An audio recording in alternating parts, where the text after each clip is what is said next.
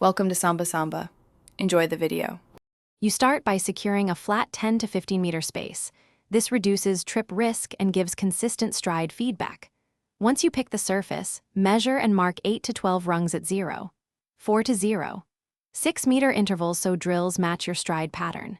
Use rope, tape, or cones to form the ladder. Rope is flexible, tape sticks to hard ground, and cones work on grass. Make sure to anchor ends with duct tape or weights, so the ladder stays in place while you move. You now assemble the ladder fully and check spacing visually, because uneven rungs distort timing. Begin with basic footwork, single-step and two-step runs to groove cadence, then add lateral runs to build hip quickness. Once comfortable, chain patterns like the in-out, Aiki shuffle, and single-leg hops to develop coordination and ankle stiffness. Make sure to use 20 to 30-second work periods with equal rest. This simulates game bursts and prevents form breakdown, while you finish sessions with a proper cool down.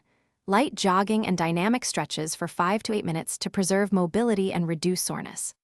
Once done, film a run to review posture, knee alignment, and arm swing so you can refine technique. Small corrections multiply performance.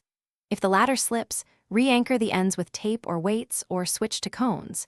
If you keep tripping, shorten strides and slow the drill to rebuild coordination before increasing pace again. Thanks for watching. Consider subscribing if we helped you.